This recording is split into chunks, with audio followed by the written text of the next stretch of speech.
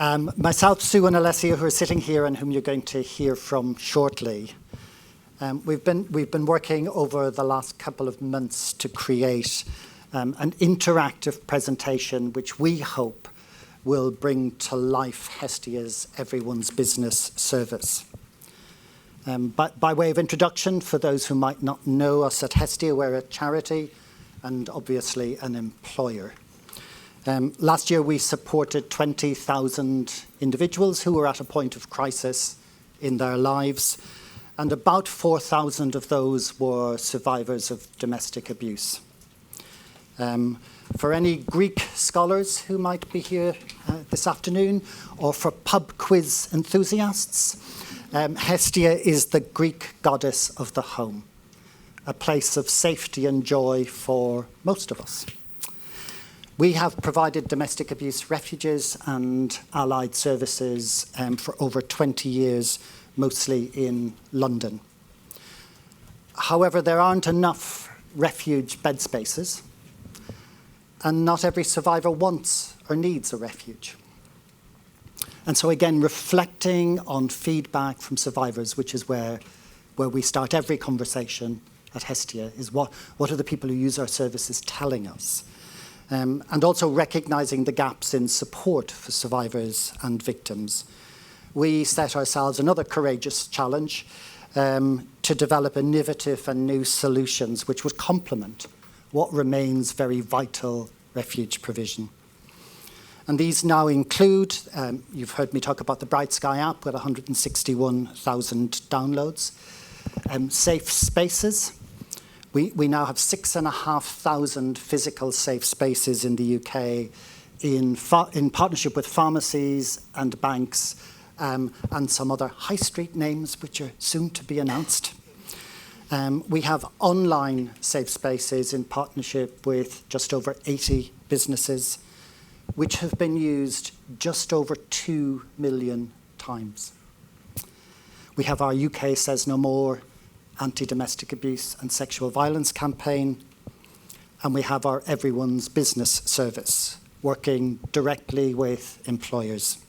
And this includes a free national helpline, which is exclusively for employers. We have to date, we set this up 6-ish years ago. We've worked with 250 employers who between them have 2 million employees in the UK. And it's the Everyone's Business part of our work that we'll talk to today. 10 years ago, because everything in my life starts 10 years ago, progressive employers were finally talking about mental health. We were seeing mental health champions, first aiders introduced.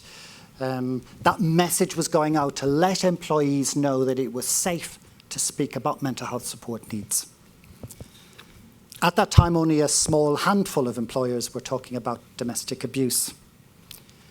It was still regarded as a private matter, not to be asked or talked about.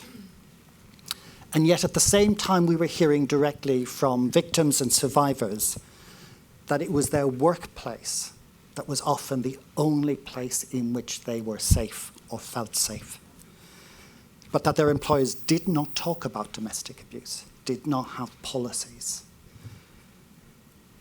But, and I think this matters, but when somebody was courageous enough, and we heard this a lot, to ask for support from their employers, they were usually incredibly supportive. So we had that mismatch where there was no conversation, but if you could find that courage, you would get support. And so in response to this, and in collaboration with IDA, we created our Everyone's Business team at Hestia to provide bespoke training, advice and policy support to employers so that they in turn could better support their employees. And our specialists at Hestia's Everyone's Business team empower employers to do a number of things. And we've touched on some of them already today, but it's to raise awareness, to recognize and identify signs of abuse earlier, to take appropriate action where there is a disclosure or a concern, to be able to have appropriate conversations, and to signpost individuals to appropriate services. We work closely with your HR teams and other teams across your businesses to craft tailored policies and procedures that align with your organisation's situation and needs, along with a comprehensive programme for staff engagement, awareness raising and training. And alongside this, there is, as I already said, the Employers Respond to Abuse helpline. For those employers who want to go further, we also offer confidential one-to-one support for employees through our independent domestic abuse advocates or independent sexual violence advocates. And finally, in terms of that offer within Everyone's Business, we have our Everyone's Business Award, which celebrates employers who've gone over and above, who've made that additional commitment. To date, 18 organisations have achieved the award across various sectors. Recent recipients, and some of them will be here today, and I would encourage you to talk to them if you want to hear about their experience, but recent recipients have included HSBC, First Direct and Marks and Spencer's Bank, National Grid and Great Ormond Street Hospital. I want to live in a world where every business wants to get the Everyone's Business Award. So please do talk to them or talk to us. Over the next 40 minutes, and my introduction's almost finished, over the next 40 minutes, there is an interactive presentation, so you won't just sit there, you will be asked to do and to think and participate. You will hear from individuals who have experienced domestic abuse and from employers and employees who have sought to respond. The stories will be portrayed by actors to protect anonymity, but the stories, the experiences are real. It can be difficult to hear them, and it may bring up a lot. Hestia's IDVAs, Independent Domestic Abuse Advocates, are here. They're wearing T-shirts. I'm going to ask them to stand up. So should you feel that you want to talk to somebody or get support, please do that. Please identify yourself. They're in the T-shirts, you'll spot them, and they would be more than happy to speak to you if that would be helpful.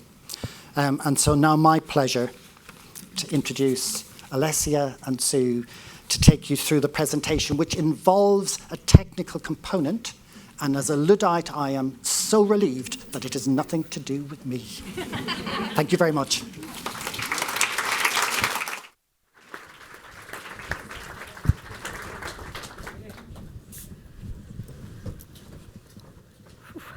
Thank you, Pat. Thank you for that very comprehensive introduction. As we've heard throughout the day, employers are uniquely placed to support and potentially save the lives of those who are experiencing abuse. From an employer perspective, organisations have a duty of care to their most valuable assets, their employees, and need to ensure that the organisation is compliant with standards related to domestic abuse. As just a little reminder here that this is an interactive session, so if you haven't already done so, please make sure you're using Slido. It's the second QR code on the back of your lanyard. There'll also be an opportunity to ask questions at the end. So as Sue said, we will be showing you 3 videos with experiences of employees living with and employers supporting those experiencing domestic abuse. Whilst these videos feature actors, the stories are based in real-life experiences from survivors who've been supported by our Everyone's Business Independent Domestic Abuse Advocacy Service and our Domestic Abuse Respond to Abuse Advice line for employers. In our first video, you will hear from Angie as she shares her personal story with domestic abuse. The first time I heard the term domestic abuse applied to me was when my manager questioned if everything was okay at home. I've worked for the same company in London for 11 years. I met my partner Ben at work. The beginning of our relationship moved quickly, and within a few weeks we were talking about the future, and he told me that he loved me. For the first few months I couldn't believe how lucky I was to have met this man who loved and adored me. He could never do enough for me and regularly told me that I was everything he'd ever wished for. But things started to change. First, it was only little things, so small I hardly noticed. He'd start to get frustrated if I made plans without him. He'd say we don't get to spend that much time together and that all our free time should be focused on just the two of us.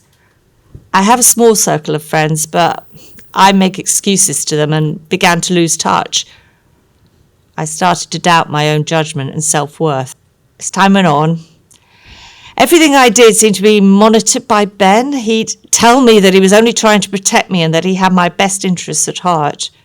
In hindsight, my self-esteem was becoming very low. Ben's controlling behaviour had escalated.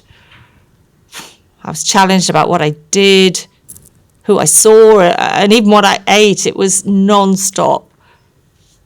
Over time, my closest friends started to fade out of my life.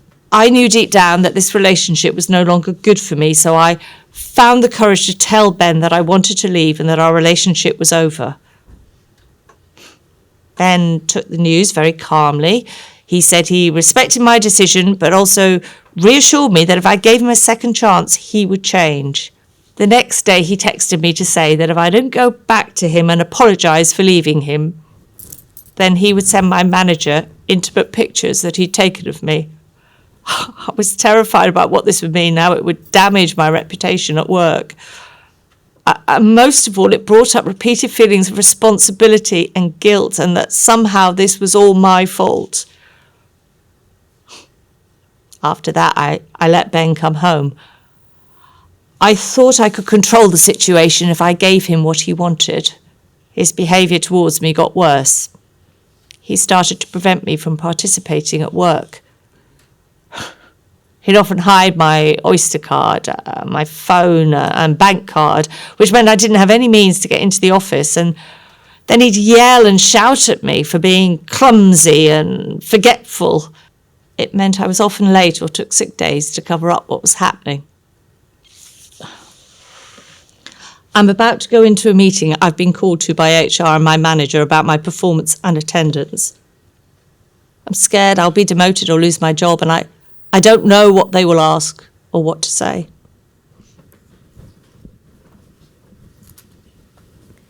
If you're able to use Slido, we'd like you to answer the following question. Based on what you've heard so far, do you think that Angie could be experiencing domestic abuse? Just as a reminder, it's on the second QR code.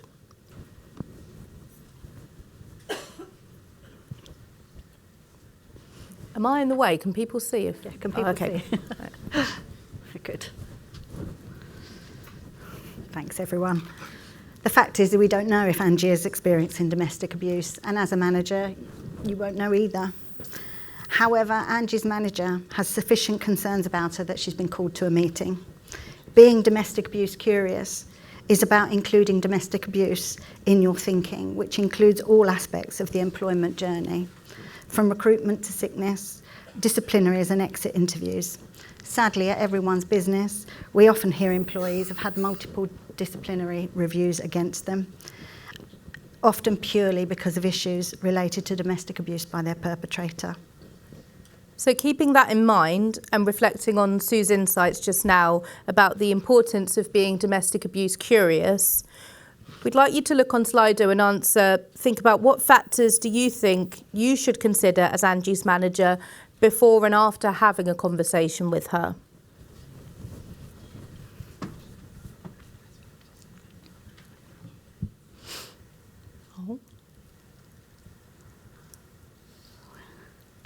Quite transfixing. I could look at it all day. Yeah, so a lot of different people are ticking different things, and it's multiple. You can choose as many as you want. It's really important to think about how to have a conversation in advance if you can, including how to create a safe space, which so many of you have mentioned, we've heard about today already. And a safe space is not just about the physical environment, but it also encompasses the culture, available support resources, and your role as a manager or a colleague in providing assistance. It is really encouraging to see so many of you focusing on reviewing your policies and procedures and collaborating with HR and other departments. We know that many companies do still lack domestic abuse policies, But for those of you in the room that do have domestic abuse policies, it's important to assess how effectively are they implemented and do all of your staff know about them? Because if they don't, as we've already heard today, that can be counterintuitive. So we'll now hear from Angie how the meeting for her actually went. My manager told me I was not in trouble. She said she'd known me for years and had observed that my behaviour had changed. She also said that if something was happening to me, that it wasn't my fault. I felt a huge relief in hearing those words, because I did feel that it was my fault for allowing this to happen to me. I felt able to tell my manager that I'm scared of my partner. My manager and the HR business partner explained to me that we have a domestic abuse policy, and that what I had described to them could be domestic abuse. I hadn't considered this before. I'd always thought of domestic abuse as physical violence. They told me about the National Domestic Abuse Helpline run by Refuge, which supports people. My manager supported me in making my first call to them. I told my manager I don't know if I want to or if I'm ready to leave the relationship. They reassured me that I don't have to make any decisions and that I don't need to explain to them why I may or may not leave.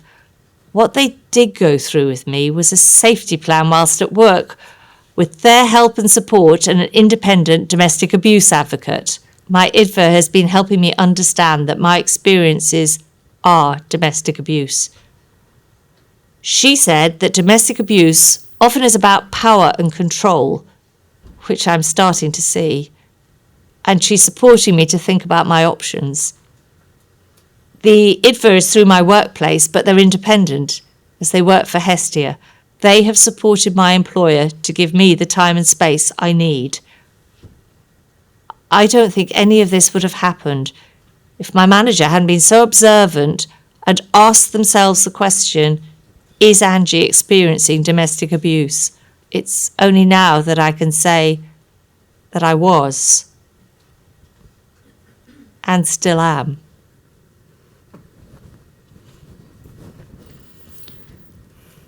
This is an example of how impactful the workplace can be when managers ask open questions and how impactful a believing approach can be. However, not everyone's experience will be as clear as Angie's. You'll note that Angie did not identify herself as a domestic abuse victim survivor until the meeting. This is really common, and the impact of realisation can come as a huge shock and threaten all aspects of identity. It's important to remember this when talking to victim survivors. We're now going to hear from Bichu. Bichu is a manager who has received a disclosure of domestic abuse, and we will hear how she took this forward. I'm the business relations manager for a large construction company. A few months ago, I was asked by my manager to attend domestic abuse training for managers. This was being run by the Everyone's Business team at Hestia. This coincided with the launch of the company's employee domestic abuse policy. The training covered what domestic abuse is, the different types, and the tactics abusive people will use to control, coerce, and manipulate those around them. I was shocked to hear about how prevalent this issue is. Last week, on Friday, Tom came into my office and asked to speak to me. Tom disclosed to me that he was a victim of domestic abuse. He told me that his wife was physically, financially, and psychologically abusive towards him, that he was frightened for himself and his 2 children and needed support from work. He had told his wife he had to come into the office today because there was a team meeting that was compulsory to attend in person. His wife was always at home, and so he couldn't speak openly to me in a virtual meeting. He also told me that she would frequently check his emails and browser history. I tried to remember everything I'd learned in the training and what is in our domestic abuse policy. But mainly, I found myself sitting in stunned silence. I know Laurie, his wife. She works in another department within the company. She's well respected and will do anything for anyone. However, Tom is the one in front of me, disclosing his experiences and asking for my support and advice. I remember learning how difficult it can be for survivors of domestic abuse to come forward, for fear of not being believed or being victim blamed. I also know how some of these barriers can be even more nuanced for men. I told him I believed him, that we had a domestic abuse policy, and that we could identify ways to support him as he needed together. The next day, Laurie asked to speak to me. Laurie told me she was the one who was experiencing domestic abuse, that Tom was physically and emotionally abusive and everything was his fault. She asked me when I was going to speak to HR and what the repercussions for Tom would be as a perpetrator of domestic abuse. I felt profoundly confused and didn't know what to do at this point. I had received 2 disclosures of domestic abuse, both from the other person's partner.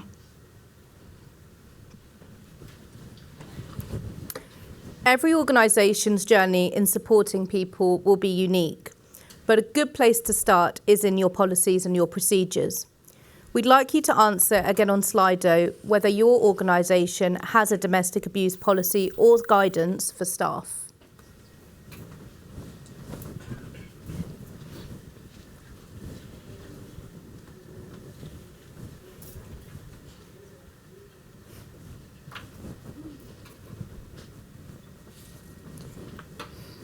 It is encouraging to see that many organisations here today do have an established policy. It is also really nice to see that people are being open and honest, and particularly the people that don't know. Maybe that's something you can go away and think about. We're confident that if we'd asked this question 5 years ago, most of the people in the room would have been able to say they don't have a domestic abuse policy because of everything we heard from Patrick earlier. But do remember that everyone does need to be aware of the policy, and having people with lived experience and experts in this field to support and guide you to write and refresh your policy is crucial. You heard earlier from Joe at Respect, and it can be difficult to know how to respond when you have counter-allegations like BitChute, and how people using abusive behaviours can be supported. It is therefore critical that your domestic abuse policy or guidance does address these complexities.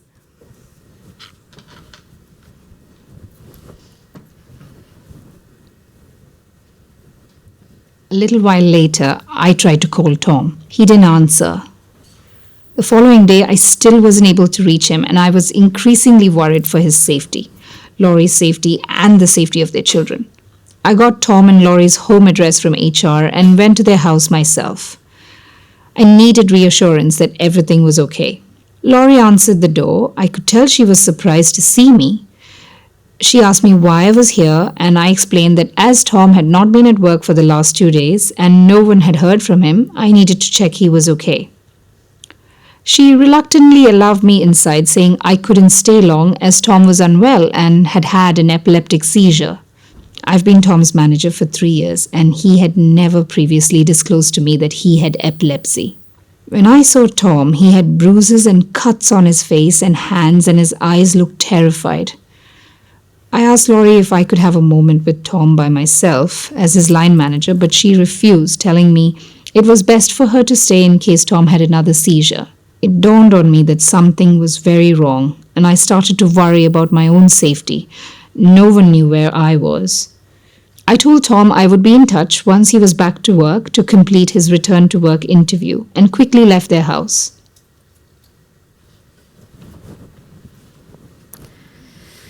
So, Bitcher has just left the house. If you were in her position, who do you think you would speak to about your concerns? Please use Slido again.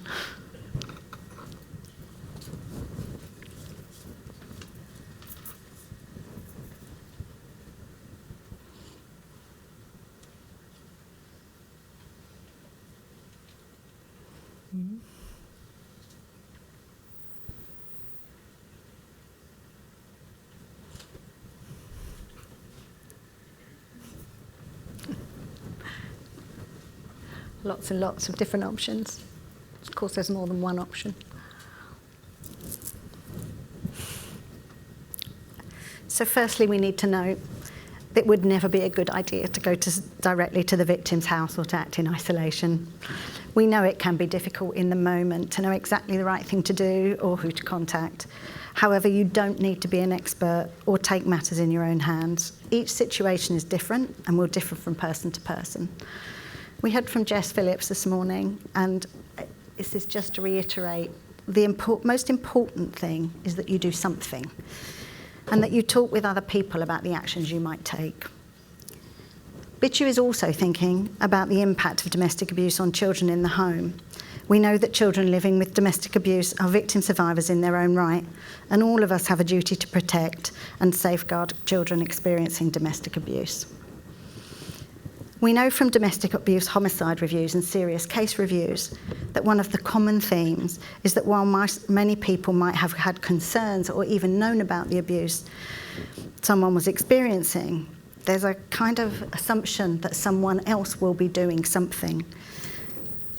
Someone else will be taking action, or it's not something they should be involved in, particularly from an employment perspective, which is why it's so crucial that you are all here and contributing to make sure that domestic abuse is everyone's business. Our third and final video features the perspective of a staff member working to implement a domestic abuse response in their workplace. Mark is going to share both the successes and challenges he faced, drawing on experiences from some of the over 200 organisations that we've worked with.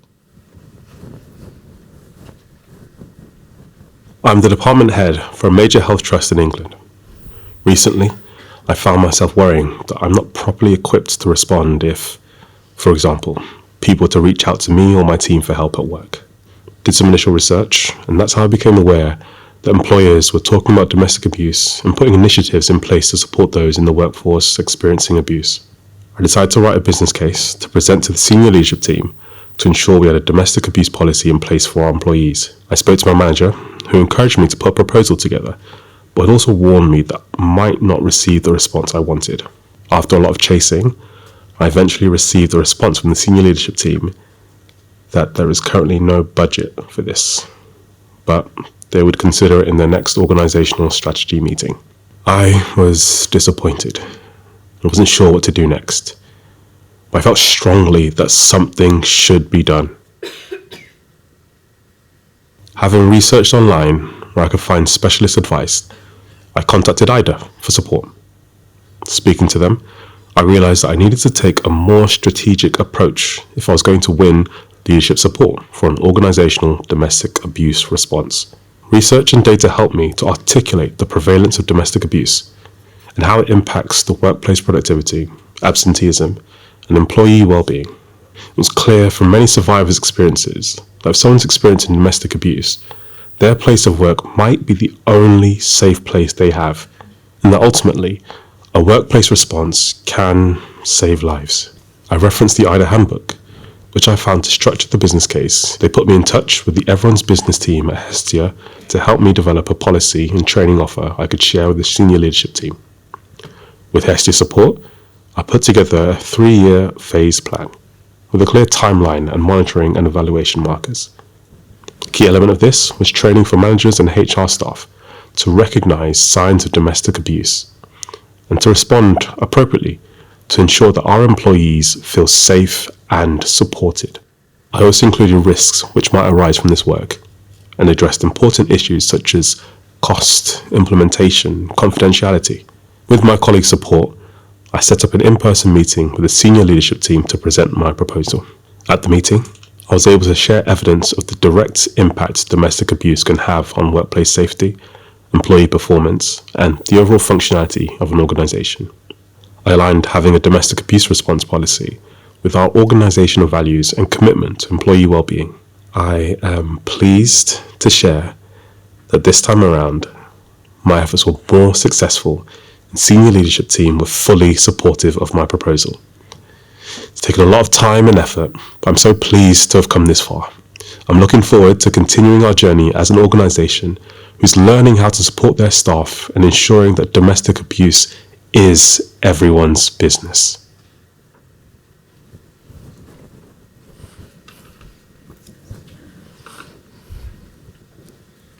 Mark's journey of implementing a domestic abuse response is not unique, but sadly, it's not always that easy. And for the purposes of the video, we made it much quicker. Many of you here today have embarked on similar journey with Everyone's Business and with others in the room, and you understand that the foundation for sustaining support for staff lies in consistency, transparency and honesty. So we'd like you to reflect on challenges and barriers that you've experienced when setting up a domestic abuse response in your organisation using Slido.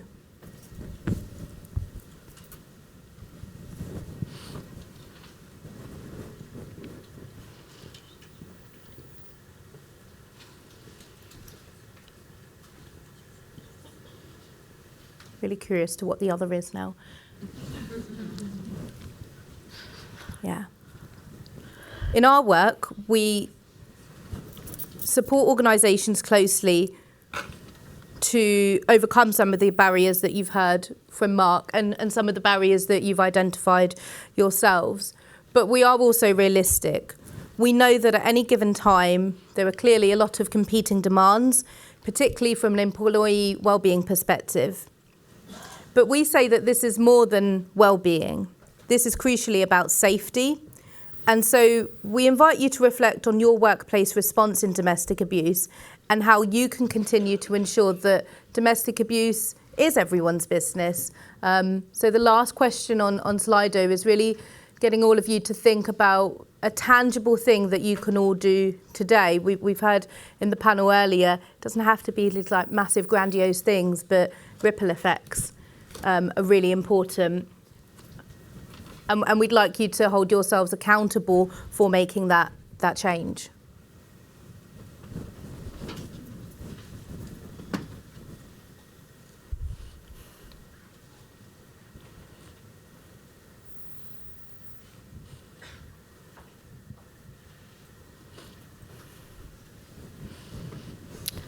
Love this. This is in addition to the pledge that's being made and everything, so it's fabulous. So we need to re-emphasise that you don't need to become an expert to make a real contribution to the overall organisational response to domestic abuse. Being able to believe, to respond sensitively and to know where to direct people for support is the most important aspect in saving lives. We know that top-level buy-in is crucial for implementing domestic abuse policies and procedures in an organisation. When senior leaders endorse and support domestic abuse policies, it demonstrates the organisation's commitment to addressing the issue. This leadership sets a tone that priorities employee well-being and creates a culture of safety and support. We would encourage you all to keep talking about domestic abuse in your workplace. In addition to our IDVAs and ISVAs here today in Hestia t-shirts, we have a stall in the exhibition hall where we can talk to you about all things related to domestic abuse and sexual violence support in the workplace and Hestia as a whole. In a minute, we're going to open the floor to any questions and I'll hand back to Susan. But before we do, I just want to thank you, Susan, and everyone at IDA for having Hestia as partners in this conference today.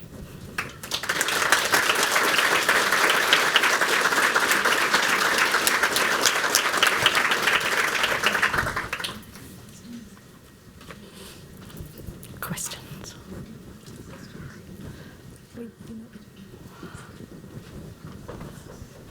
I don't know. Oh, yes, please. Oh, thank you. Okay. So I'm just going to read them out soon. Okay. Right. How would you recommend keeping domestic abuse on the leadership of a big company's agenda? I think it's everything we've heard today. It's just the keep talking, keep having those conversations. Invest, yes, but we've heard the difference that every individual can make. This bright sky, there are so many opportunities and options to keep it all on the agenda. I also really liked what Phoebe was saying earlier about kind of thinking about domestic abuse as a whole and all the different nuances and regional nuances. But there was another speaker talking about looking at pockets of time, not just kind of during International Women's Day or 16 Days of Activism, but actually there's so many different, we should be talking about domestic abuse every day in different ways. How can we do that authentically? I think there's just something about the the stigma that sits with domestic abuse, and the more we talk about it, and the more that it becomes a subject that is not taboo, that there's no shame in being a victim survivor, and there's no shame in seeking help. All of that, I just would love us to get to a culture where we don't have to hide this, that the accountability sits with the perpetrator, and that we don't question victim survivors. Yeah. The next question, I'm just going in order, is what is an IDVA? So it stands for Independent Domestic Violence Advocate, and the sort of different modalities of an IDVA, but it's basically someone who supports victim survivors experiencing domestic abuse. More commonly, they support victims at high risk of domestic abuse or homicide, but they can work in different ways. But the really important thing is if someone's experiencing domestic abuse, yes, they have a workplace response, that's fantastic, but that crucial bit of signposting people onto specialist services, specialist buy and for services that they need is really important, whatever that looks like, and being aware of where those services are, which is where something like Bright Sky can be really helpful. I don't know, Sue, if you've got any other points for the IDVA? No, I think you've covered it. Okay, great. How do we talk about domestic abuse and make people understand that it is everyone's business? Well, that's a good question, without triggering survivors. I think we've talked a lot. I think what we need to just remember is that there are a lot of survivors in this room today. And so I think it's just about continuing to be aware, but again, it's the value that is placed on it, and it's I don't know how I'm trying to articulate it. It's reducing that stigma. Yeah, and having that doing conversation. what you say you're going to do. We've worked sometimes with some companies. Luckily, no one in the room, because we've sort of seen the list where they have a domestic abuse response, but actually it's just a tick box exercise that triggers survivors. That's really difficult. Again, that authenticity, being aware of language, but also having kind of focus groups, having groups to allow people, if they want to share their lived experience, or to not share their lived experience, but to say, have you thought about language? Have you thought about inclusivity? Can be helpful. And I know that a lot of you will already fully understand and embrace this, but there's the importance of being believed. We know that victim survivors will often limit what they tell you in their first disclosures to protect you from reality and protect themselves. So the impact of being believed without question is huge. I think the next one can be for you, Sue. Having a dedicated IDVA is an incredible resource. How can this be financially met by small companies or those without a cost buy-in from senior leadership? That's a really tricky one.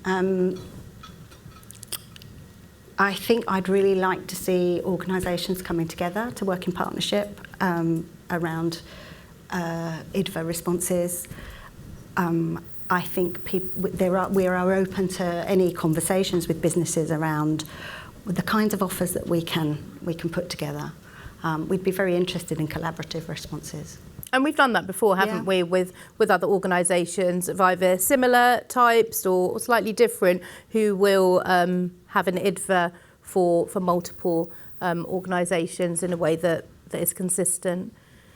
What is the best way to upskill managers and leaders on domestic abuse? I think first and foremost, having a domestic abuse policy or guide policy really is crucial. Not for it to sit on a virtual shelf, for people to be aware of it. Training we've talked about. Anything for you, Sue? I think events like this.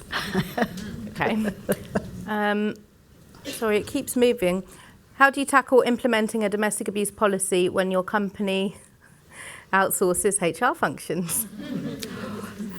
Over to you. There's a few companies here who source their HR functions. Personally, I find that really difficult. The companies we work with that have that, it's not impossible, but it is like another barrier. The way we've done it most effectively is then worked with those HR companies that have been outsourced and almost done a two-pronged approach, but it's not perfect. It's much harder to get right, I would say. I think that's, thank you, Alessia. I think that's all we've got time for. So thanks, everybody. Brilliant. Thank you both very much, and thank you, Patrick.